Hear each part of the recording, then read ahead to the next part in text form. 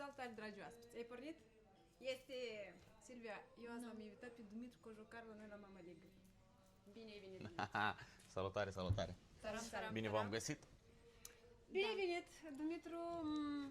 Hai să ciocnim. Asta e a meu de bază, ca întotdeauna. Bine ai venit! Mă bucur... Suntem toți împreună. Da, și te cunosc, am vrut să fac cunoștință cu Silvia.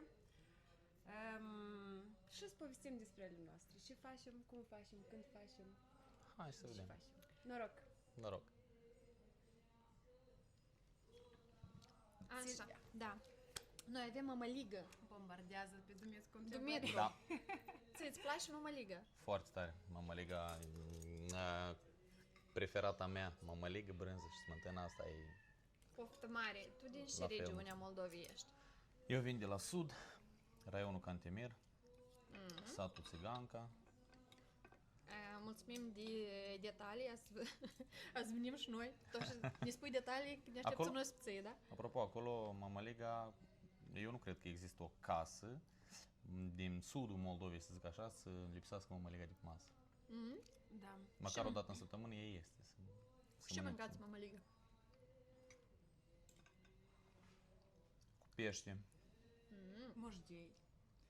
Rețeta la moșdei, eu știu că am rețetă foarte bună. Toată lumea mă întreabă, dar cum ați făcut rețeta asta? Da, asta detalii. Acum e post. De atâta mâncăm mămăligă. Asta e brânză fără lactoză, da. Și nici nu e de vacă, e în laborator făcut, așa că... Da. Se mai mănâncă și cu diferite sos. Nu știu eu, în partea din nord, începând cu Încești, încolo în partea de nord, nu am văzut cineva să facă sos, doar carne și în sos. Să fie un sos cu mămăligă și atât. N-am văzut. La noi la sud se practică asta, adică sosul gol. Fără cartofi, fără hrișcă, fără orez, fără nimic, adică gol. Și cu mămăliguță, cu brânzăcă, se întinge în sos acolo. Și bună. Foarte. Nu ți-a mâncat? Le facem poftă la alții acum la moment. Tu nu mănânci în cadru. Eu mănânc mai rar în cadru. Vedetele mănâncă după culise, da?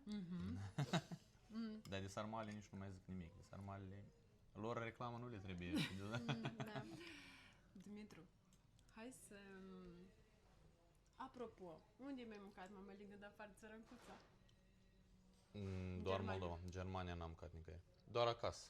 Soția pregătește acasă și deja restaurant în Țărâncuța, dar în rest, în altă parte. Așa că dacă voi nu aveți unde mânca mămăligă, în Drai Aici, la Țărâncuța, Da, poftim cea cu mai mare bună drag. mămăligă, mănânc numai eu, că ei cred că surșnează.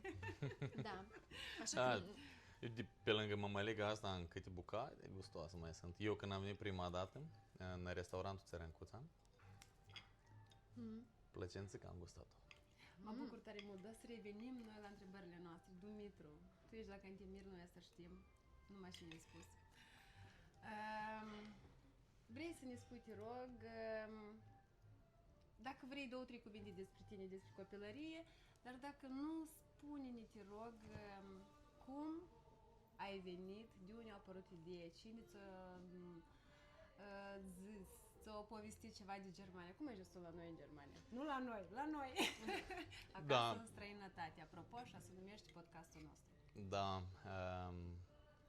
să încep cu copilăria mea. Eu, în primul rând, vreau să spun că mă bucur foarte mult că am avut așa o copilărie. Fără telefoane, fără internet, știam jocuri diferite, știam lumea vecinii noștri. Acum, în ziua de azi, nu prea mai cunoști, că majoritatea ori sunt plecați, ori stau pe casă lângă gadgeturi, telefoane și tot așa. Da, am copilărit la sat, numai la sat, fără oraș, adică noi orașul l-am văzut, cred că în clasa 9 când am finisat, am văzut orașul și zic de Chișinău, că acolo m-am dus la învățat mai departe.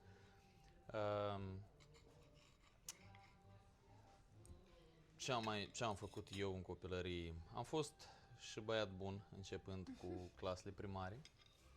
După asta, prin clasele gimnaziale, începând cu clasa a 5-a, Te-ai stricat o leacă? o leacă m-am stricat din motiv că am auzit niște vorbi de la niște persoane, chestii. Cu persoane asta tot, de generația mea, clar că. Și nu mi-a plăcut și am vrut să le demonstrez că eu sunt bărbat totuși, adică nu să... Eu mult mergeam oriunde, concerte, chestii, un alta, cu fetele, cu grup de fete, pentru că mă simțeam mai în liniște, mai în siguranță, mai liber să pot să vorbesc, pentru că generația mea de persoane erau puțin mai... Concurau unul cu altul, Da, cred corect. Și concurau, dar și căutau să se distreze mai mult, să se distreze. Țigări, alcool, mai știu, da, și tot, toți vor să încerce nu erau chestia pe asta. la Da, voi precis. nu. Droguri nu, da. Pe atunci încă nu erau, atunci încă erau chestii Nu niște... erau legalizate. Da, și... Acum altceva, da. Și în clasa a 5-a și m-a făcut pe mine să mă schimb într-un o lecuțică mai rău, să mă apuc și de fumat. Și eu, Cum și fără ceilalți, asta. cum fără asta, am vrut să înșer. Dar bine, nu cred că avea să am dorința asta, atunci a decedat bunielul meu. Și atunci eu, boleacă, m-am stresat și stresoare un copil de 12 ani. Dar erau la țigări în sat la 12 ani? Erau, da. Le-am găsit într-un saltar. Nu știu cu Cred erau, că dar bunelul erau. Dumnezeu să-mi ierte. Le-a pregătit pentru Dumitru. Da. Și atunci m-am apucat și de fumat, am început să o leacă timp de 2 ani. După asta m-am gândit, am auzit diferite sfaturi, diferite vorbe pe prieteni cunoscuți, mai maturi, care au trecut deja prin asta și spuneau că chestia asta departe nu duce, sănătatea, una alta, dar eu, cum iubeam sportul, iubeam muzică, ei permanent mă spăreau că vocea mea să fie frumoasă dacă îi fumez. Sportul, dacă îi fumez la fel, plămâni o să fie probleme și zic ok. Și în momentul acela și mama mea a rămas însărcinată și ca să nu-i fac probleme la școală unele chestii, să nu-i fac probleme, eu m-am străduit, l-am luat pe fratele meu de o brățetă și am spus, noi le pădăm fumat. La 12 ai început să fumezi și la 14 Peste 2 ani n-am lepădat, la clasa 7 eram. E dovedit. Dumitru, tu de mic ai început să cânti? De unde ți-a apărut ție dragostea asta pentru muzică? Bine, la noi în familie nu e nimeni muzicant, nimeni, nu avem niciun muzicant. Eu, da, n-am. Talent. Născut cu talent. Da, mama mea îi place muzica și îi plăcea și pe atunci și cred că și când era însărcinat cu mine, cred că de asta așa Cânta, cred că când erai burtă. Posibil. Când deja eu am început să văd lumea cu ochii mei, țin minte cânticul Of, mă Ioane, la casetofon, pe casete. Of, mă Ioane, toată lumea doarme, of, dar mă Ion, numai eu nu pot să dorm. Și tot așa. O gură de vin? Da, și eu includem toată... Pentru Da, Ioane. s-a uscat gât, trebuie să...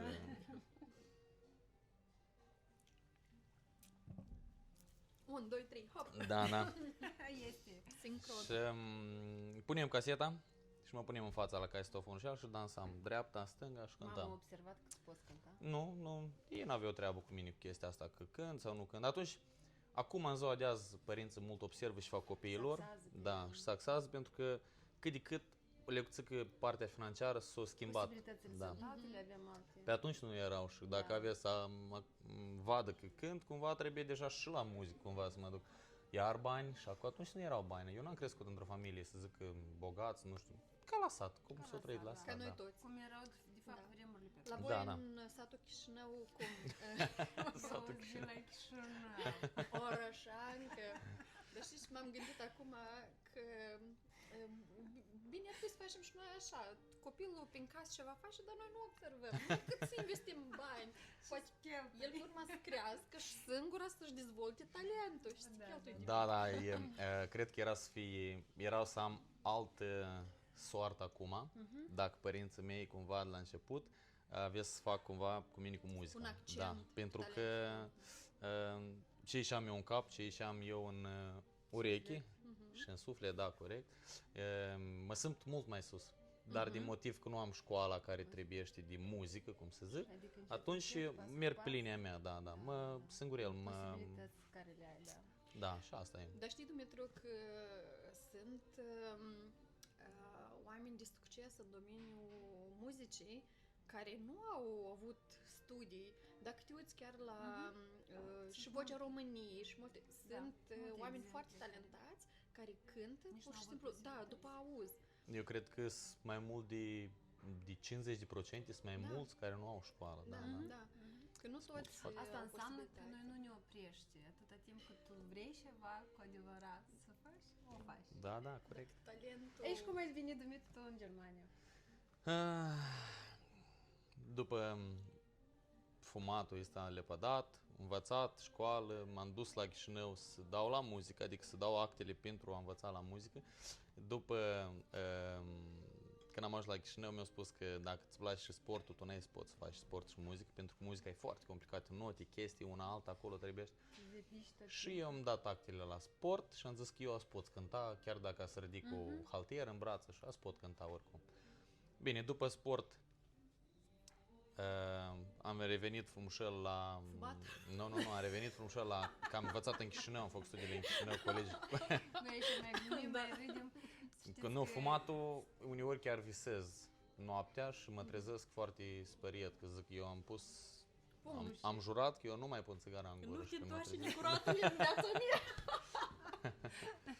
Dumitru, dar nu e așa de strașnic. Dacă Da. odată ai să înșești Dar și nu nu e mai vreau, nu problemă. mai... Adică nu cred că e El ceva de-a bun. nu deist. Eu m-am lăsat de câțiva Nicolae. ani în urmă și îl lăs, de satana, cum s-ar zice. Te-ai lepădat, m-am lepădat. M-a da. lepădat satana, da. Și da. cum ți-a venit gândul să ajungi în Germania? Băi, Germania a fost, cred că, nu știu, la majoritatea dintre noi care din Republica Moldova pe timpul pandemiei. Da. A noștri moldoveni care se aflau în Germania pe timpul pandemiei nu știu cum să ajungă acasă. Dar noi invers, dar din ce motiv? Timpul pandemiei a fost un minus foarte mare financiar în, cred că, majoritatea familiilor. Da, pentru că probabil. nici lucru, nici Când nimic, da, stopase da, toate da. multe activități, da. Și atunci, asta a fost primul meu, eu lucrând în poliție la moment atunci, în 2020, Dumitru, când să m-am... lăsăm să mănânci o leacă sau cum faci? Da, reușesc și hai, mănânc și să mai vorbesc. mănâncă. Da. Da, și am, având... Experiență cu oamenii răi în poliție. Da, sunt și oameni, lume diferit, peste tot. Multă lume, chiar venind aici în Germania, zic, ea ca aici și Europa, și aici și Ghini. Nu, e ok. Și aici sunt uscături și acolo tot sunt Exact. uscături, tot ok, adică... Și din motiv că puțini bani, zic, hai să încercăm 5 luni în Germania. Aveam 2 luni concediul meu care trebuia să-l iau de la poliție și 3 luni mi-am luat din cont propriu. Șeful meu de la poliție mi-a spus, dacă te duci în Germania și vezi salariul de acolo, nu mai vii acasă. Și au zis, hai, du-te și încearcă. Și m-am pornit, m-am dus, am încercat și când am văzut primul salariu, vă dați seama, da. Dumitru, singur ai venit în Germania? Sau... Nu. Am venit din start cu soția și eu sunt de acord, adică nu sunt de acord, eu pentru mine niciodată nu m-aș duce singur undeva, familia ori cu tine, ori cu nimeni. Adică spunește că ori acolo cu familia, ori aici cu familia. Dar singur nici Eu, cu... prin Da. ușor, trebuie să împreună cu familia. Foarte Și mult. și bravo de apreciat, da. De la furculiți de lemn, da, împreună. Până la Da. furculiți de argint sau mai știu eu, poate a dat Dumnezeu. Crezi că dacă veneai singur era să fie mai complicat? Da, din punct de vedere sufletești. Da, așa nu, pentru că eu țin foarte mult la familie, eu sunt familist, eu iubesc ca lângă mine să fie aproapele meu și atât, adică nu am nevoie de nimic altceva. Dacă am cineva aproape lângă mine, familia mea, atunci pot să le fac toate. Dacă nu am, atunci eu nu fac. Adică pentru mine tot se duce în jos. Așa sunt eu. Nu, corect. Când ai un sprijin moral în spate, ți-e mult mai ușor să mergi înainte decât când ești singur. Sigur. Așa mă simt eu. Așa cred că pe mulți am văzut așa, care sunt cu familiile aici, care singuri deja ori sunt mai tari de caracter și pot să lucreze și singuri, și ori nu au familie. Adică sunt la început de... Și de apreciat că ai avut posibilitatea să vii împreună cu soția, că desori poate noi toți am fi vrut să luăm și soția și copiii și pe mama și pe tata, dar nu sunt posibilități. Da, în fine. Am vândut mașina mea și inelul de aur de la mână ca să pot să am bilet, drumul să-l achit încoace și prima lună să pot trăi. Adică ai găsit o Da, soluție. da. Că tu, de fapt, asta și ți-ai Că din pus ca Moldova- scop, să-ți găsești soluție, da, Da, bravo. da. Din Moldova cu mulți bani nu prea s-o pornit să ajung încoace, și așa, și am avut, așa am vândut, ca să nu rămâi nimic acolo, am venit încoace, zic, o iau de la Cum zero în tot. Germania întreabă pe Dumitru. Nu, eu vreau să-l întreb dacă... Stai, Oleacă, da. Deodată ai început să cânti sau ai lucrat... În Germania? Da. Eu în Germania am lucrat 4 ani, curier la GLS. Poștă, curier. Primul an, prima lună și a doua lună, scopul meu a fost în Germania, având deja boxe procurat în Moldova, stând acasă boxele, le-am zis că eu plec în Germania, mă las de muzică, mă las de tot, eu vreau să lucrez cum lucrează și alți moldoveni și au în Moldova construit palate, căs. Asta a fost scopul meu, să ajung în Germania și credeam și eu că în Germania banii stau pe copaci cu mulți. Da, mă duc să aduc bani și să fac o castelă. Sau să iau cu lopata de pe Da. Și când am ajuns aici am realizat, n-am găsit copacii, căutam. Și nici bortăcei de bani? Da. Da, salariul, lucrul a fost și complicat la început pentru că nu am lucrat niciodată pe dubă, știind regulile, mașină mare de asta. Șofatul, dacă îl cunoștem, lucrând și în poliție, regulamentul circulației rutiere era plus școală, plus academie de poliție, plus noi toate astea le-am învățat de triplu și cât de cât, adică eram sigur că o să fac față pe autostrăzi din Germania. Da, și ține de muzică, în luna decembrie s-a găsit, dar eu am telefonat-o pe doamna Ludmila atunci când am venit, da. Noi ne cunoaștem de mult, Dumitru, de când ne cunoaștem? Atunci, în 2021, luna decembrie, bine, eu cunoscut doar pe telefon și când am vorbit cu doamna Ludmila, eu am zis că, eu... Ludmila Balat? Stai, Ludmila Show. Spune Ludmila că eu sunt... Da. În general, Luda e ok. Azi.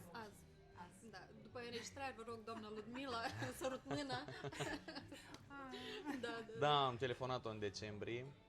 M-a sunat cineva și mi-a zis că e ziua de naștere al lui fiul meu și vreau să cânti tu. Și eu am zis că boxele mele sunt în Moldova, n-am box aici. Eu ți achit drumul, adă-le încoace. Mi-a achitat, le-am adus încoace, am cântat la ziua de naștere și după asta m-a împuns iar. Vreau să cânt, nu vreau să mă opresc, vreau să cânt. Am căutat pe internet restaurant moldovenesc. Chiar așa ai scris? Da. Restaurant moldovenesc, am găsit aproape și am căutat, când am văzut că era 23 de km, eu locuim în Maintal, nu departe de aici, 23 de kilometri până în Maintal și mă uitam, zic, și de aproape, zic, și stai lângă nasul meu și zic, eu nu mă duc. Și am luat numărul și am sunat-o, eram la volan eram și am sunat și vorbeam cu Ludmila. Dumitru, tu când m-ai sunat atunci îmi luasem o cafea, eram în afara restaurantului, îmi luasem o cafea. Dumitru când o sunat la telefon, pom, și cafea, așa, toată zic, așa că înseamnă.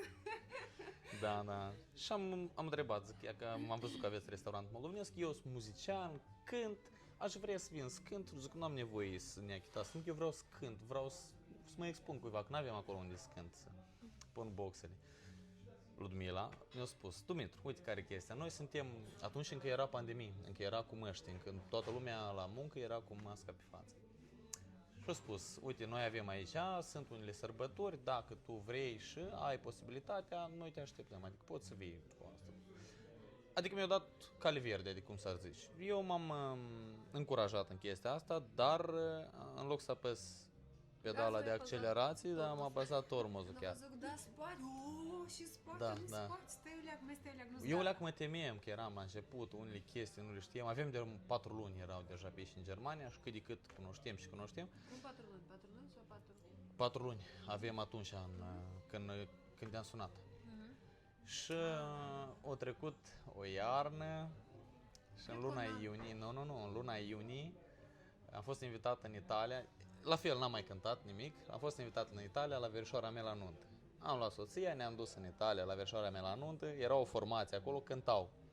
Zic, ei cum să nu cânt și eu? Am adus și am cântat 2 cântci. Spatele cu microfonul. Da, m-am dus cu microfonul meu. Bravo! M-am dus cu microfonul meu, l-am instalat și zic, eu azi vreau să cânt un cânt. Am cântat și încă mai tare mi-a venit azartul. Și am venit acasă, mergeam de mână cu soția la plimbare și îi spun, eu acolo sunt pe Ludmila. Și am sunat-o și în săptămâna aceea sâmbătă m-am dus la cântat la Țărâncuța. Am stat la boxele la Țărâncuța, am cântat prima seară, a venit gratis. Ai emoții, Da, am instalat boxele, am cântat prima seară, am venit gratis. M-am dus acasă cu bani.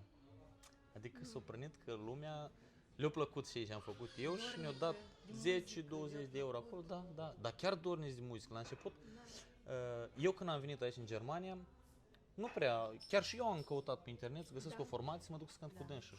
Nu găsăm chestia asta. Am găsit numai pe, nu mai țin minte, Music Live, nu mai țin minte cineva. Într-adevăr, nu este un loc unde moldovenii pot să se întâlnească permanent Da. și Chiar noi ieri discutam, să adică comunice, să mănânce ceva moldovenesc, să asculte o muzică moldovenească. Să-și facă o seară moldovenească undeva, să fie o regulă așa de asta. Și știi, când vii cu familia, încă mai ai, cum spune Dumitru, susține asta, dar când ești singur aici în Germania, eu singur suferem din cauza, e complicat și tu vrei o seară să te simți ca acasă. Da. Și uite, când asculti muzică moldovenească, când cântă cineva live și mănânci o sarmală care o gălușcă care de-a mui rește, dar tot e gustoasă, e foarte bine să existe așa un loc ca restaurantul Țărâncuța de Îndraia.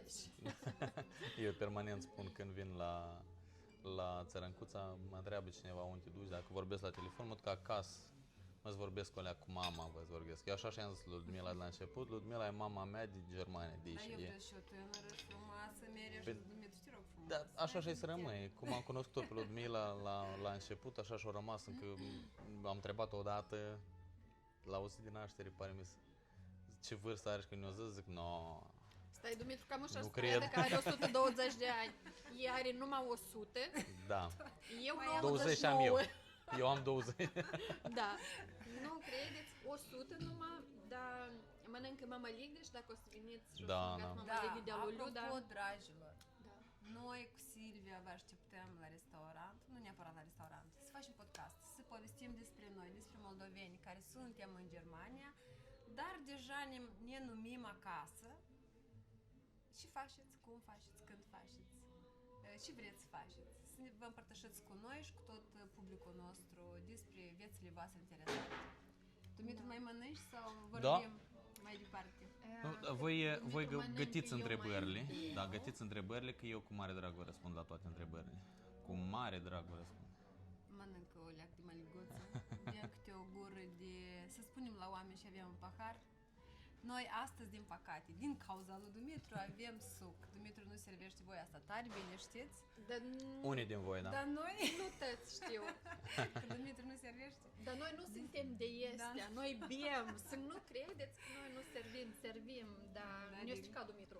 Da. Așa. Planurile. La mine acasă a venit odată o persoană și a spus că când eu vin la tine acasă, nici nu te mai chinui să mai scoți vin, șampanie. Dacă tu nu bei, eu nu beau. Adă suc și gata. Atâta. Ea ne invită nici pe noi. La suc? Noi nu suntem rușinoase, da? lui Dar Dumitru dacă și- veniți cu mâncare de la Țărâncuța, vă rog foarte mult. Da. Dacă o achiți, venim. Și probleme. Tot ce dorești din meniu, Dumitru, noi aducem. Da. Apropo, Silvia, da, ce doamna Ludmila, împreună cu tot contingentul de la restaurantul Țărâncuța, fac și livrare de bucate. Cei care sunteți în Germania aici, dacă vreți mâncare gustoasă și nu aveți posibilitatea să veniți aici la restaurant, un telefon de pe Google, găsiți numărul în 2 secunde. Un telefon și domnul e. Radu, da? Da. Domnul Radu vă livrează. Da. Dumitru, nu ți era frică să vii așa în Germania împreună cu familia? Vii sau aici vei deja cineva care te așteaptă sau Nu. pur și simplu ai venit? Eu cred că pentru un bărbat răspunderea asta cu eu și familia și copiii și unde mă duc și am să fac și am să... Da. N-aveam copil atunci. Nu ți-a fost frică? Bine, vreau să vă spun că chiar când am ajuns în Germania, unde am ajuns să locuiesc, foarte scump chiria, am fost la început. O leacă mi-a căzut podul în cap, am așteptat 4 ore până a venit stăpânul să-mi deschidă apartamentul, camera unde o să locuim noi. Am locuit într-un cerdac, tot din lemn, vopsit alb. Doar pe mijloc puteam să merg în picioare. Pe părți, dacă nu eram deprins, dădeam și cu capul de pod. Și nu aveam nimic, nici cu ce să mă învălesc. Prima zi nici să mănânc, nu știam unde sunt magazini. Dacă numai în Moldova am fost, nu știam să mă folosesc nici de hărți chiar. Nici de hărți, nu știam și magazine sunt prin apropiere. Și atunci toată frica asta și toată teama asta și toată morala asta la pământ, cum ești atunci îți vine instinctul ăsta de bărbat că trebuie să fac ceva. Și că atunci cauți orice posibilitate, Și ce orice idei ți-au venit? da. Sau ai sunat pe cineva? Cum Da, ai da. ajuns să lucrezi la DHL? A fost printr-un cunoscut care am cântat în Moldova în luna august. La socra lui am cântat și mama mea cumva i-a spus lui că și Dima ar vrea în Germania, vrea undeva să ducă și el a venit la mine, eu am aici un loc, este la cineva un loc, eu vreau să plec, este un loc, dacă vrei vin. Și m-am dus, am întrebat pe telefon primele 3 zile cum merge lucru. Mi-au spus, te duci acolo, lași pachetul, suni la Klingel, spui la persoană că este. Atunci era fără semnătură din motiv că era pandemie și nu dădea voie de semnat. Lăsam pachetul, sunam la Klingel, ieșea persoana și îi spunem că am lăsat pachetul aici și ne semnam noi și plecam. Adică asta era foarte simplu, nu trebuia să vorbești nimic cu ei. Și asta a fost un plus pentru mine, că dacă nu știam limba... Da. Foarte mulți băieți din Republica Moldova lucrează la DHL, da? Foarte. Cred că pentru femeile, de obicei lucrează la hotele sau curățenie în privat. Sau la Ludmila la restaurant. Cred că majoritatea, nu știu, 95%, dacă întrebi pe o femeie ce ai făcut primul lucru când ai venit în Germania, ce ai făcut, spune că am făcut curat undeva. Dar bărbații toți La poștă. sau la poștă sau la construcție. Așa. Ce făceați voi acolo la DHL? Că La mulți Geles. spun că e foarte... Da, dar e Tot poștă, dar... Da, livrare de pachete. Mulți nu rezistă, spun că e foarte greu. Și ține de greutate.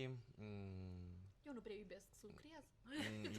Eu iubesc să lucrez. Noi de mici copii am avut gospodării destul de mărișoară. Cristina, vreau să te rog să mai pești să cânti. Nu opri. Să pui să cânti ceva acolo. Da, adică am avut gospodării mărișoară cu cal, 475. cu vacă, cu oi, cu tot așa. Și noi chestiile astea, Nu. du gunoi, adu gunoi, fă ceva, tot, adică eram deprinși cu efortul fizic. Venind aici, da, cu muncă. Venind aici în Germania, cât de greu poate fi un pachet. Îl iei și îl pui în mașină și după asta... 10 kg. Bine, la GLS erau 40 maximum. Da. Și erau firme în care se livrau cablu electric și cablul ăsta special parcă făceau fix 40 kg trebuie să fie. Și oricum, un pachet, dacă îl duci la firmă și l-ai încărcat în dubă dimineață și după asta îl duci la client, e ok. Dacă e client privat și trebuie să-l duci și nu e acasă și trebuie să-l iei și înapoi și a doua zi iar să-l duci, faci mai mult lucrul ăsta și atunci spatele te mai doare. Dar ok, de lucru nu mă tem, lucru îmi place să-l... Da. Să întrebăm pe colega noastră, Cristina, cât timp a durat până acum. Noi putem să stăm nelimitat, dar să nu plictisim. Poftim? 28 de minute. Vreau să te întreb dacă ai întoarce timpul înapoi, cum ai proceda? Ai veni în Germania, ai trece prin aceiași pași sau oarecum ai proceda? Te-ai gândit vreodată la asta, de fapt? Nu m-am gândit niciodată. M-am gândit că la moment duc dorul cel mai tare la lucrul meu din poliție, unde am lucrat, pentru că eu mă simt încă... Am început, am lucrat 4 ani și nu am finisat. Și eu simt că ceva n-am finisat. Adică parcă vreau ceva. Dar scopul meu pe atunci a fost că și a fost un vis de când eram eu mic să ajung polițist. Și când am devenit deja polițist, mă simțeam mândru. Aveam și posibilități, am învățat bine academie, lucram bine, destul de bine, eu eram mulțumit, conducerea altfel era mulțumită de lucrul meu. Și asta ar fi un dor care m-ar întoarce înapoi. Muzica, nici de cum. Eu mă simt foarte bine în Germania, din motiv că aici o comunitate foarte mare de moldoveni care au nevoie de distracții. Și distracția asta eu simt că pot să le dau cu mare drag și cu mare plăcere. Adică eu mă simt în putere ca să pot să distrez lumea de aici din diaspora.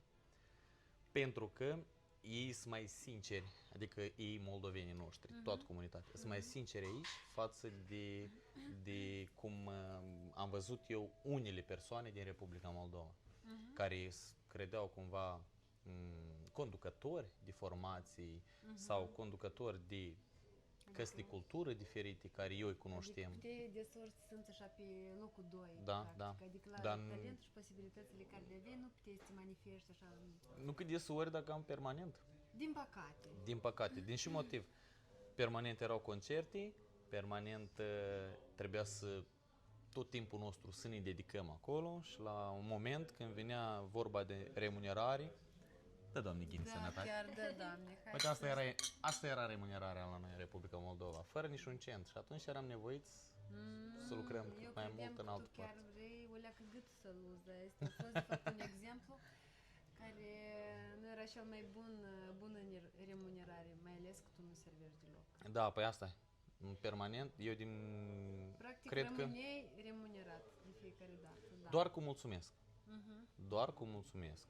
Multă lume credea că noi eram, nu știu, de să zic milionieri, din cauza că erau multe concerte, într-adevăr. Și neștiind, într-adevăr, cum se fac toate concertele astea. Cei care lucrează acolo au salariul lunar și ei strâng o comunitate și după asta ei rămân doar, dă Doamne ghini sănătate, cu un pahar de vin, o plăcințică așa gustoasă și la revedere. Practica asta, din păcate, în Republica Moldova, da. Noi nu putem schimba nimic. Noi, cu mătrismul. Da, da, da. Ai simțit asta în Germania, Dumitru, vreodată? Nu. Nu. Aici în Germania cu mătrismul... Zic, Dumitru, dar noi ne cunoaște, deci drugul meu vine la mine Au fost mulți care au vrut ca eu să fiu cu mătru cu ei, ca să le botez sau să-mi boteze. Da. Dar înainte de a mă cunoaște eu, înainte de a vedea cum cânt, nu ne-au propus niciodată, dar după ce au văzut cum cânt și cum vor distracția să fie, vor cu mătrism, cum zice Ludmila, să fie. O leacă mai poblatul, cum zice românul. Și... Dar tu n-ai avut tendința asta, știi, cu moldovenii, cu cât mai mulți cu mătri, cu atât mai important, mai... sau nu ai mai cu mătri popular, ai, mai... Sincer să vă spun, am pus o limită de cu mătri. Nu o limită, dar chiar un stop din a boteza și nu mai vreau. Nu vreau niciodată. Nici de cununat nu vreau. Eu nu am fini și nu am nici naș și nici nu vreau, pentru că sunt unele chestii care... Da. Da. În ziua de azi, înainte, eu mă uit la părinții noștri ce respect au față de nanașii lor. În ziua de azi, generația mea, pot să zic așa, se bat, concurează între ei, nașul și cu finul. Da, nu mai este. Da, corect. Și asta, de asta și nici nu vreau. Eu cred că și copiii în ziua de azi cresc fără senzația că e mai mare, trebuie să-l respect, că e naș, că e, nu știu, da, vine nana. Sau vine lipsește. Când eram copii și vine nana și să ne aducă mușceva. O bomboană. Dacă mai deja de un leu. Da, dar într-adevăr acum s-a schimbat totul, e numai pafos și cununi sau botez cineva și pe urmă uit cum te cheamă. De exemplu, eu singură am botezat în Republica Moldova și dacă am venit aici în Germania, noi nu mai ținem legătura. Deja asta sunt două lucruri. Simți concurență aici între persoanele care se ocupă tot ca și tine cântă. Simți invidii, simți... hai pe rând să le luăm. Și mai tare simți tu din toate. Bine, eu simt și concurență și invidie, dar prin invidii eu cresc. Și am spus chiar dăunăz. Bine, prin concurență, acum revin la concurență, îți spun. Prin invidii eu cresc, pentru că datorită la invidia care este, eu am un imbolț. Da, eu vă arăt.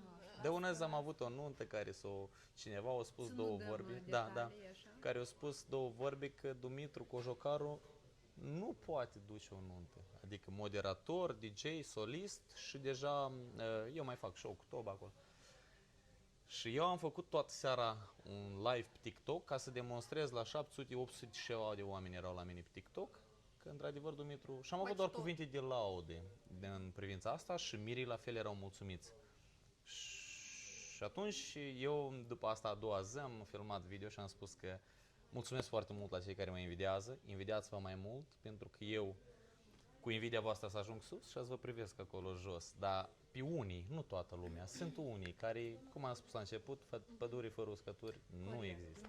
Tu știi că noi toți avem, adică pe tine, pe mine, pe Silvia, pe Cristina, colega noastră, nu trebuie să ne iubească toată lumea, dar de asta pe alocuri trebuie să ținem cont dacă nu ne iubește, deși oare nu ne iubește, dar noi nu trebuie să demonstrăm nimic nimănui atâta timp cât lucrul ne facem cinstit, frumos, facem cu drag și facem.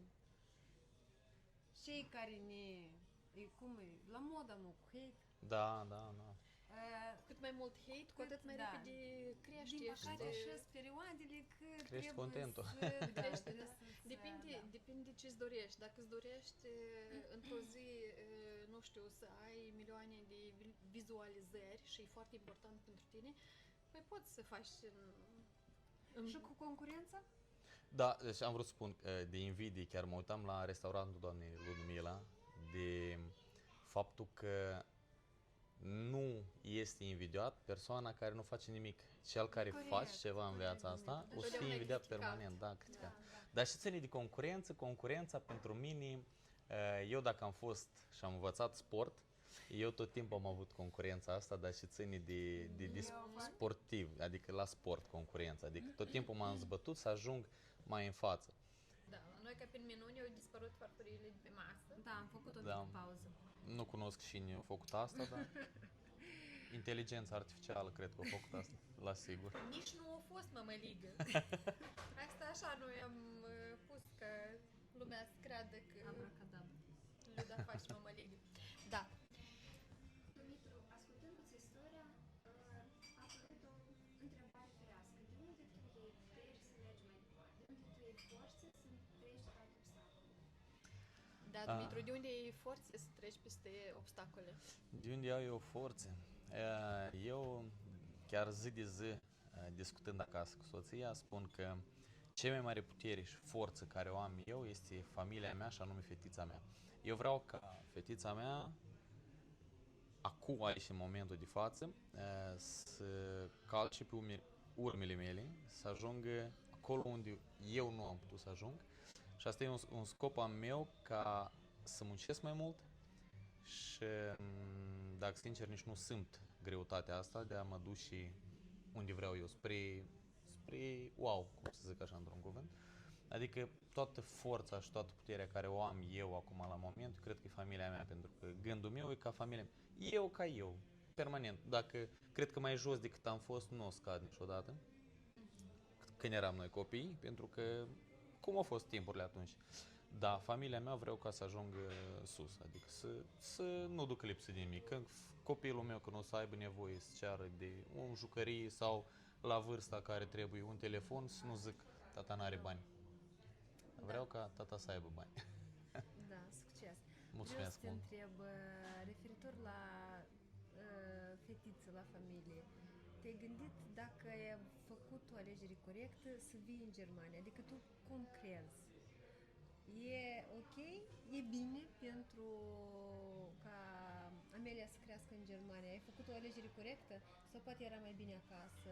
Din punct de vedere, nu știu, a copilăriei, a educației, școala, nu știu, bunei, căldură, și părerea ai tu despre că, iată, noi totuși toți am plecat de acasă, de lângă leagăn, cuptor, rădăcini, părinți, bunei, tot ce ne lega de... Că până la urmă asta vine tot din suflet. Și am plecat de acasă, aici, în Germania, încercăm să transformăm și să facem asta, să ne simțim ca acasă în străinătate. Cum crezi tu, dacă ai făcut o alegere corectă pentru Amelia? Eu vreau să vă spun că fetița mea, adică a noastră, cu soția, s-a născut aici. Nu s-a născut în Moldova, da. Știind și ținând în suflet cum am copilărit noi și cum am învățat noi și educația de acasă din Moldova, venind aici în Germania, aici o lecție că tot e mai liber și persistă mai mult pofighismul, cum să zic așa, da. Nici nu-mi place chestia asta, dar dacă copilului îi dai o educație bună acasă, poate să meargă și la școală, că la școală el o să învețe doar ce îi ține de materiale, de materie, limbă germană și tot așa mai departe, istoria germană și tot așa. Sunt de acord. Da. Copilul poate să-l pui, nu știu, pe podium și să zici că trebuie să faci, dar atâta timp cât el simte chestia asta, îi dai libertate, îi dai oportunitate, educația de acasă, până la urmă, cred. Corect, da. Eu am văzut, adică tot chestia asta, pe ce și eu am văzut aici. Am văzut familii care sunt germani, nemți, cum să zic așa, și am văzut familii care sunt cu educație de-a noastră, dar iau 40 de ani de Germania. Dar copiii lor sunt ca cum am fost, cum suntem noi. Știu ce înseamnă respect, disciplină. Da. Și, în primul rând, vorbesc moldovenește, pentru că foarte mulți copii moldoveni, români, ei cum vin aici, deja ei se axează mult pe limba lor și părinții nu atrag atenție la asta și când se duc acasă bunei una alta, ei nu știu să vorbească cu bunei. Și atunci se distanțează copilul, adică nepotul de bunei și sau alte rude care mai sunt. Adică el se primește că e doar pentru și el, crescând aici și vorbind doar limba asta, lui nu e interesant că noi ne ducem unde nouă ne-i plăcut Și acasă. înțelege și cultura noastră. Da. Și asta, adică după ceea ce îmi doresc eu, îmi doresc în primul rând ca fetița noastră care o avem la moment să, nu știu, poate pe viitor, da, sigur. Trebuie să întrebăm soția. Atâta timp cât incubatorul lucrează genie. Da. Da, nu. Și de asta și spun, adică vreau cumva să cultiv în fetița noastră Și dragostea din Moldova, da? Da, numai decât asta în primul rând și după asta, adică asta și-a fost scopul 3 ani de zile, nu se duce la grădiniță, să învețe bine limba noastră maternă și după asta poate să învețe și a doua limbă. Ei deja știe să vorbească foarte bine, aștept deja să învețe și germană. Apropo, mai devreme spuneai că cu specialitatea de polițist nu ți-ai dus gândul, visul până la capăt. Eu altădată cred că te-am mai întrebat. Nu ai de gând aici în Germania să, nu știu... Te reprofilezi, să lucrezi cumva în domeniu, că eu cred că e posibil. Te-ai gândit vreodată la asta? M-am gândit încă din primul an, după ce am prins eu aripi aici în Germania, o leacă de, pot zic bani, salariu mai mare, oricum pui niște bani deoparte. M-am gândit din start, am vorbit, am fost la sala de sport unde eu merg, frecventez sala de sport, este o polițistă și am vorbit cu dumnei acolo, i-am arătat că eu tot am fost polițist și mi-a spus că tu arăți foarte bine, hai că eu te ajut. Dar... E un criteriu ca să fii polițist, să arăți bine? E un an, da. În primul rând, în primul rând înălțimea, de la 1,70 m. Bine, acum nu știu dacă Germania chestia asta nu cunosc, dar în Moldova, din cauza că se lipsă de cadri, merg și ei mai mici. Dar deja nu pot spun, asta deja fiecare răspunde pentru dânsul. Dar și ține de masa corporală, din înălțimea, atunci e un criteriu, mai ales aici în Germania, și nu trebuie să depășești vârsta de 32 de ani, dacă nu ești în sport. Da, mă încadrez, da. Încă mă încadrez. Noi să ne impunem. Nu cred că mă duc mai departe în chestia asta, pentru că, cum am spus mai devreme, eu vreau ca să distrez moldovenii noștri din diaspora. Toți moldovenii noștri. Nu am o persoană aparte. Cineva zice că aș putea să am pe cineva любимчик, în limba română spus. Prefer cineva, da. Dar eu nu am pe nimeni, pentru mine toți oamenii sunt egali, achit e egal și nimeni nu are nici o reducere, pentru că e munca ta. E munca mea, da, sunt orele mele pierdute în afara familiei, e o zi pierdută întreagă, lumea crede că eu pierd timpul doar atunci când eu cânt, dar eu pierd toată ziua de dimineață și până a 20 dimineață. Până la urmă asta e asta e muncă. E o muncă ca și oricare. Da. Muncesc eu la restaurant sau alții zi dimineața la 8 sau așa și la tine e aceeași muncă. Da, așa e. Dumitru, cum se simte soția ta aici? Tu o susții pe ea? Cum se simte ea? E dor de casă? Vrea acasă? Sau pentru ea acasă e acolo unde e soțul? Eu, bine, nu pot să fiu în mintea ei la momentul de față. Ce spune ea? Dacă încă este aici lângă mine, înseamnă că acasă pentru ea e acolo unde este familia, da, unde Da, unii soțul, unii copilul. Dar tu o susții, uite, ea, cu copilul mic e foarte greu și multe familii se destramă atunci când apar copii. Voi v-ați susținut unul pe altul, tu Pe noi doar străinătatea, lucrezi sau susții și soția când are nevoie? pe noi străinătatea ne-a unit mai tare, ca să înțelegi. Adică noi nu am avut cunoscuți la început și noi am început mai tare unul față de altul. Toate sentimentele erau mai mari, chiar și până în prezent tot.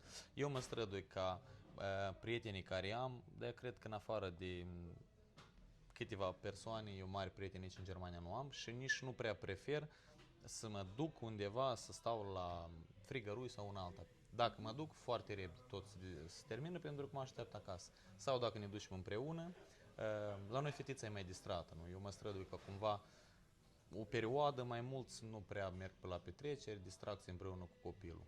Pentru că eu dacă cânt, de exemplu, el caută să vină pe lângă mine, să joace cu mine, ca și oricare copil. Și tot timpul eu aleg după petreceri, s-a terminat tot și eu trebuie să fiu acasă. Prin asta eu cred că dau răspuns la întrebarea asta, că într-adevăr eu susțin soția, adică vreau să petrec mai mult timp cu ea și încă ce mai este, încă mai era detaliu de... Eu cred că ea se simte foarte bine aici, pentru că la fel a lucrat și cu mine în poliție, la fel a trecut prin greutățile care... nu pot să zic greutăți, bine. Ați avut aceeași experiență? Da.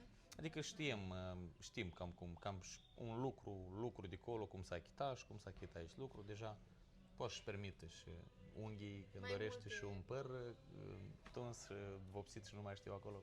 Așa e, asta e. Dar dacă luăm în considerație volumul de muncă care îl făceai acasă și îl faci aici, Aici e mai mare.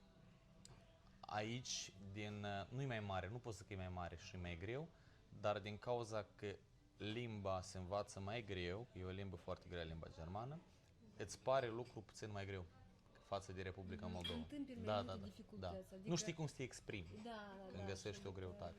În Moldova fiind, chiar și găsind un job, chiar dacă nu cunoști jobul, nu cunoști, foarte repede, pentru că întrebi.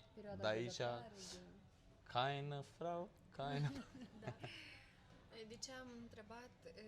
Deoarece când spui că aici câștigi bani mai mult, la cei de acasă pot să le pară că Asta înseamnă ai mult. milioane. Da, ați observat, noi toți suntem auriți și din cap până în picioare.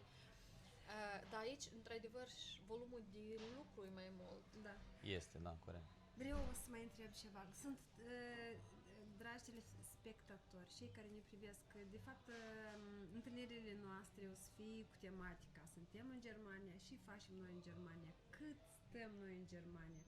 Dacă ne place sau nu ne place, ce nu ne place, ce nu ne place. Dumitru, când ai venit în Germania, te-ai gândit că eu mă duc pe, ți-a spus șeful tău, te duci pe 2 luni și cred că nu o să vrei. Nu te-ai mai întors acasă. Și planuri ai? M-am întors pe 3 luni. Aha. A fost prima mea experiență, a fost în Hanover și după asta m-am întors pe 3 luni în Moldova și apoi am venit definitiv aici în Germania. Ce faci tu mai departe? Ești în Germania acum de 45 ani. Ai un plan stabilit, cresc fata până la 16 și mă duc acasă. Mă duc acasă să plantez pomi sau viță de vie sau să fac o fermă sau ceva autentic, ceva... Ți-ai stabilit un plan? La mine în cap zi de zi stă exact întrebarea care Ludmila acum ne-a dat. Și facem noi mai departe. Văzând, cum și-am spus, cu școli, unele chestii, grădinița, noi suntem acum cu fetița la grădiniță, văd niște minusuri, mai mult minusuri ca plusuri și aici ține de, dar mă strădui ca să fie copilul educat acasă, corect? Și dacă noi facem viața mai bună aici în Germania, egalul, adică indiferent unde ne aflăm, Germania sau Moldova, dacă noi știm să trăim viața, dacă nu știm să o trăim, nici acolo nu trăim bine, nici aici nu trăim bine. Așa că, până când, planul meu e că rămânem aici. Dar încă nu am procurat domiciliu. Dar spre asta, nu Dar știu, asta vedem. nu-ți practic Da, tare, da. adică cine vrea clar că nu e regulă bătut în cuie. Noi suntem, de fapt, muncitorii care vrem casa mea, gardul meu, poarta mea, pământ și încă nu știu ce. Și numai decât trebuie să muncim mult, să reușim să facem toate reparațiile posibile până în anul când era la modă și să lăsăm la copii, dar copiii oricum vând. Adică, bun, asta eu așa știu, poate nu la tăți e Dar aici în Germania... valabil Majoritatea. că avem cliente casa părintească, nu Mhm. se vinde. Din păcate noi vindem mulți, da, suntem departe de bucățica noastră de pământ. Și doare. Da, dar prin muzica lui Dumitru, prin mâncarea gustoasă de la tine, Ne simțim oferim, un pic da, mai, oferim mai unul altuia acasă. senzația că suntem acasă, măcar într-o seară. Nu, aici în restaurant, eu sincer vă spun, eu când vin, eu chiar mă simt în Moldova, ca în acasă, în Moldova, chiar e, asta eu i-am spus doamnei Ludmila de fiecare dată când vin aici și spun chestia asta. Eu mă strădui să fac atmosfera ca acasă. Eu chiar tare mă strădui și mă bucur, mulțumesc de complimente, mulțumesc. Dumitru, ai tu ceva să zici, momente frumoase, să zici, mie foarte tare îmi place asta în Germania sau asta mie nu îmi place în Germania. Și dacă ai așa... Nu-mi place rasismul în Germania, Ai pentru simțit? că, da, am simțit, da. Eu cred că asta este peste tot. Peste tot este, și la noi în Moldova, Da. cum vine un oarecare De altă străin, culoare. da, dar și de altă culoare. Da, dar știți că am Mai ales auzit de altă odată. culoare. Știți că am auzit odată o vorbă spusă în limba lui de către un negritean care a spus: tu mă faci pe mine om colorat, a spus tu când te-ai născut, tu care ești, cum suntem noi oameni normali, a spus rozov te-ai născut, când ți-e rău te faci galben, când nu știu mai și te faci și vânăt, când te lovești te faci vânăt, tot așa. Spus că, dar eu nu schimb culoarea deloc, pe mine când mă arde soarele sunt negru, când, și adică eu nu sunt rasist, nici nu-mi place, dar chiar am simțit pe pielea mea și deseori, mai ales lucrând în muzică nu, pentru că majoritatea cazurilor am fost muzician la moldoveni, da. Dar am fost la moldoveni unde erau și nemți, și chinezi, care m-au lăudat, adică bravo, cânti bine, cu toate că nu înțeleg și cânt eu, dar vocea le-a plăcut. Dar la lucru la poștă, la GLS, am simțit chestia asta, că Te-a deranjat, Dumitru?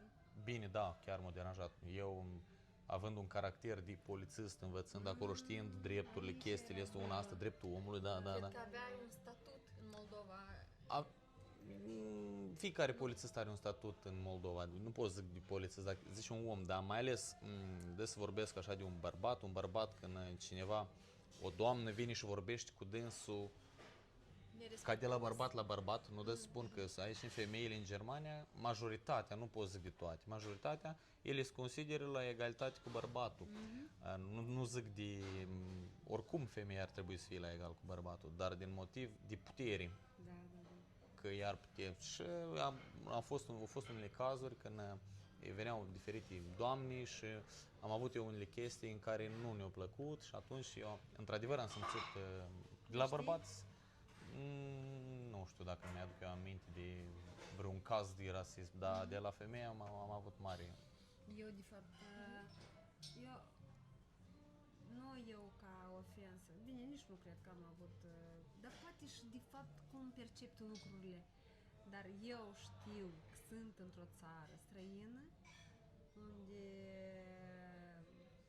eu pot să le dau lor dreptate, să-i înțeleg că noi suntem așa de mulți veniți aici, cu tot felul de...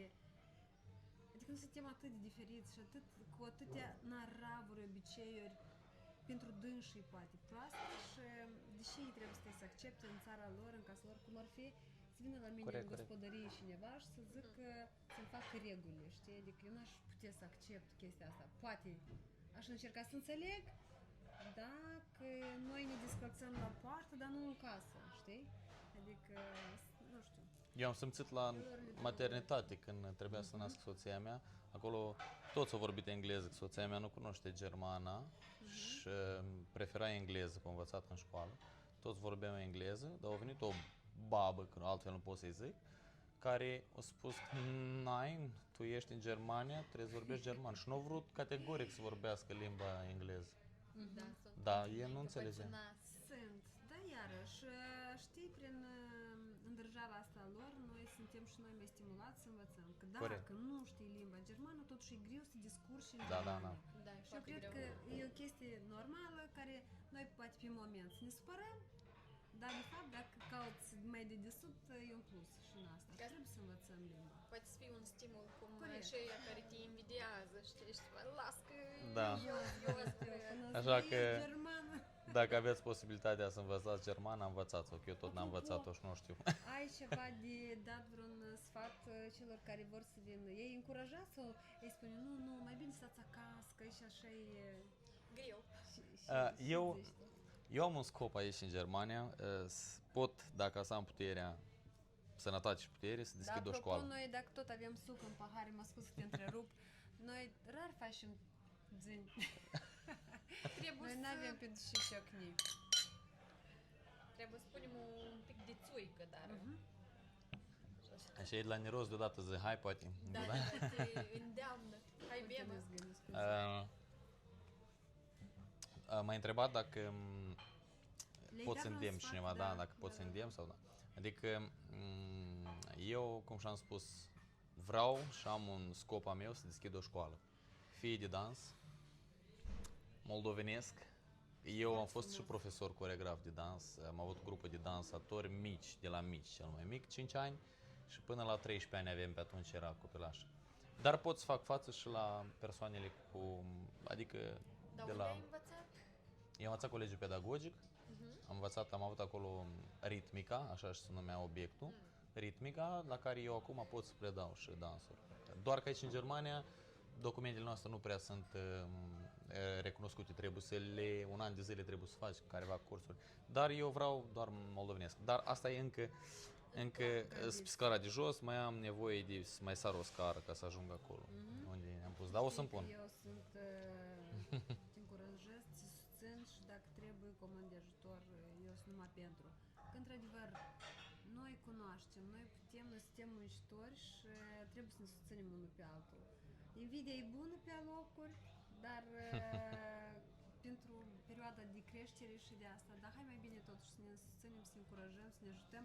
Este loc pentru toți. Corect, Și asta în e. Germania și în Moldova și oriunde noi pleca, dacă vrei să...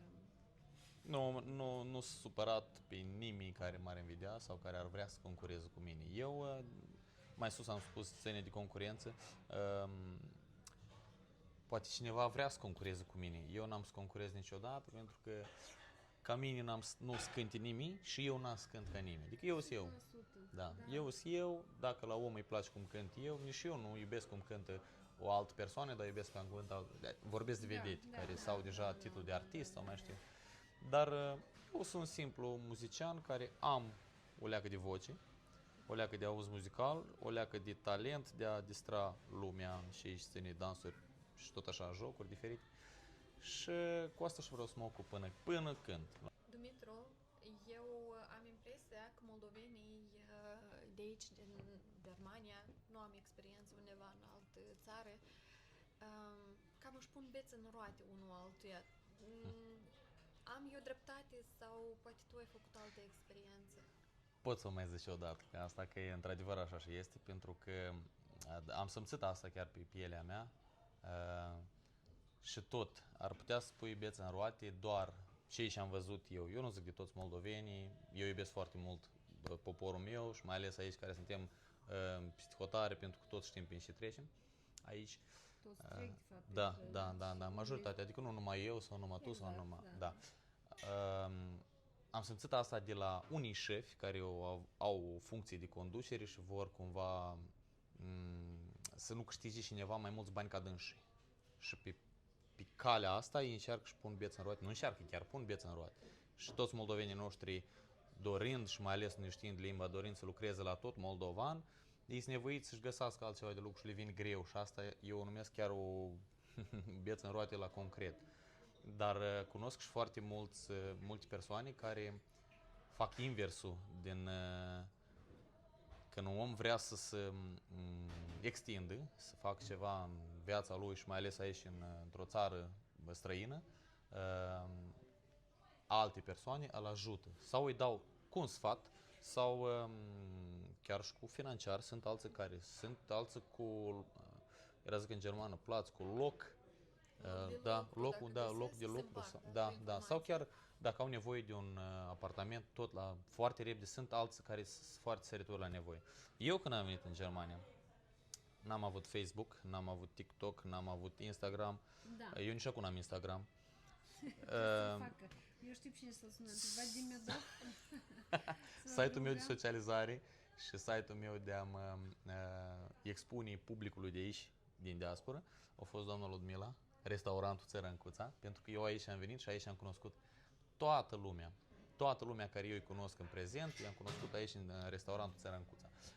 Deja care i-am mai cunoscut, s-o mai vorbit din unul în altul, că l-am văzut acolo, cânta bine și practic, ok. asta a fost platforma ta unde ai startat, în restaurant. Eu sunt foarte mulțumit, doamne Ludmila, asta e... Mă bucur tare mult și tu asta știi, că sunt gata oricând, oriunde, să ajut pe oricine. De fapt, adică chiar îmi faci plăcere. Viorel, un coleg de-al meu, zice, dar tu și crezi, când ai să mori, spun în Frankfurt, o statuie cu numele tău. Zic că poate nu, dar oricum. Dar poate acolo stea și... Eu știu. Eu aici, în Germania, fiind, încerc cumva prin puterea care o am eu deja acum. Adică nu zic că sunt putere, că sunt nu știu cine, dar adică cunosc deja unele chestii și încerc unii cunoscuți din Moldova care sunt jos din punct de vedere financiar să-i tragă în coașe puțin ca să pot să le găsesc un loc de lucru, să lucreze, să-și facă familie. Am avut 3 cazuri în care soția deja nu mai dă voie pentru că bunătatea mea a dus la faptul că ei după asta m-au călcat în picioare. Toți 3 care eu i-am ajutat, asta 3 care au fost, eu nu zic doamna Ludmila, dacă are mai mult timp aici, cred că atât au ajutat. Dar până la urmă noi trebuie să și mă. Da, pe asta, da. Eu asta o pornesc de sus. Vin roboții. Trebuie noi avem suflet, emoții, putem iubi, putem plânge, oricum pe noi. putem să ne bucurăm, putem să ne... Hai să luăm partea bună a lucrurilor, că dacă suntem străini sau acasă sau oriunde se poate întâmpla. Și se întâmplă cu adevărat, se întâmplă și au fost adică lumea și pământul. Da, noi ne punem bețe în roate, ne susținem. Totuși e frumos că există o comunitate, că noi găsim o modalitate de a retrăi momentele de acasă și de a ne conecta. Da. Asta și scopul podcastului nostru, de asta vă rog share și follow paginii noastre, deoarece vrem să creăm așa un locșor unde să ne simțim bine și călduți ca acasă. Și să vorbim despre istoriile noastre. Da. Suntem acasă acolo unde suntem. Când Republica Moldova, când diaspora, noi suntem de fapt în Germania. Să încercăm să ne găsim, să ne facem locșorul nostru cald, să punem preț pe ceea ce avem, să ne mulțumim cu ce este. Dacă vrem mai mult, să facem mai mult. Să nu stăm să ne legăm de momente că aici e greu, acolo e greu. Eu deseori spun și eu vorba asta, că multă lume vrea mai mult. Vrei mai mult, trebuie să muncești mai mult. Da, sigur. Unii mai stau de vorbă între ei și vorbesc că dar trebuie să aibă de bani, dar niciodată nimeni nu m-a sunat la 2 de noapte să mă ții de vorbă când vin de la cântare, obosit, la volan, pe drum, da, și merg 300-400 de kilometri. Nimeni nu m-a sunat să zică, țin de vorbă ca să nu cumva să faci un accident, să nu dormi la volan. Dar după asta, a doua zi, îți număr banii, corect, da. Asta e. Dacă ai mai mult de 1 metru și nu-ți mai ajunge, concert după concert. Apropo, care sunt planurile tale în viitor apropiat? Nu știu, eu cred că cel mai mare plan care l-am ca să nu cădem în jos, dar tot să muncim, să câștigăm bani, să ridic familia la un nivel ca să nu duc lipsă nici de vacanță, nici de un telefon performant, nici de Minimul mâncare pe necesar, masă. Da, da. familie normală. Asta este scopul meu până ce ține de viața mea personală, dar și ține de muzică.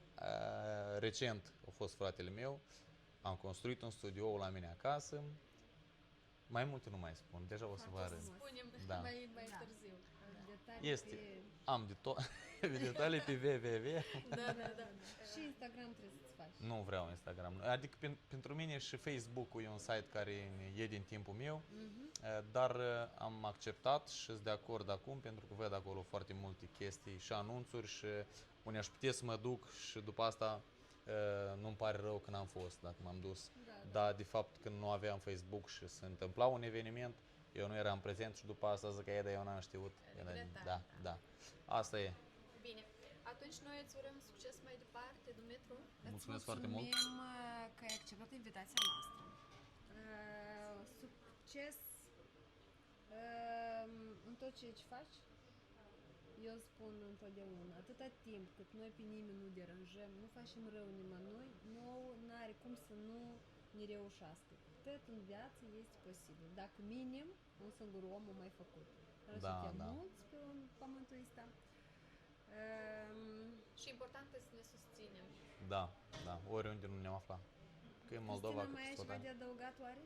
Asta am eu de adăugat. Vreau să te întreb, ce îți spun oamenii de aici din Germania, adică noi moldovenii plecați în Germania, când te întâlnesc, când te ascultă, ce feedback tu ai primit de la ei? Bine, oricum feedback-ul pozitiv.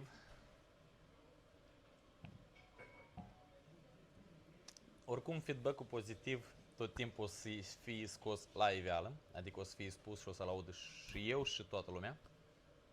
Iar feedback-ul negativ, în mare parte, el nu se spune, el se vorbește pe la spate și se vorbesc persoanele mai mult, cei care să nu ajung la urechile mele. Sau nu numai mele, vorbesc per general, adică la fiecare om care. Dar eu vreau să vă spun așa ca un sfat pentru toți, pentru toată lumea, că în viață tot timpul există planul B. Pentru mine tot timpul există planul B. Și să știți că planul B permanent o să fie mai bun decât planul A. Foarte frumos. Dar el rămâne planul B pentru și e o cale mai ușoară planul B, permanent. Dar așa e dat și de sus și așa e și în mintea omului, pentru că noi permanent trebuie să trecem mai întâi prin greu și apoi să trecem prin ușor, mai ales noi moldoveni. Așa că țineți la visul vostru, visați în primul rând, țineți la visul vostru, duceți-l, da, munciți și duceți-l la spre a fi realizat deja, da. Asta este. Bine, mulțumim mult, Dumitru. Ne-a făcut Mulțumesc plăcere. foarte mult și vouă pentru invitație, mi-a făcut și mie plăcere să fiu alături de voi, să mănânc o moieliguță bună, gustoasă, să beau un pahar de vin Campot. Mulțumim foarte mult și desigur că Ne vedem. La revedere. Da, la un Cele dat bune și și o așteptăm muzică bună. pe cei care vor să fie în locul lui Dumitru. Vă așteptăm aici. Să împărtășiți povestea voastră cu noi. Da, așteptăm Ca oaspeți. oaspeți, ca invitați, ca prieteni, ca și vă doriți voi. La o măliguță, la un pahar cu vin, la o vorbă bună. dacă aveți o poveste de povestit, cu mare drag, puteți Vă veniți, așteptăm. este doamna Ludmila aici, la Țărâncuța, zi de zi. Voi tot de zi de zi veniți aici sau nu? Da, Hai! Aveți invitații zi de zi să veniți aici la vă restaurant. așteptăm.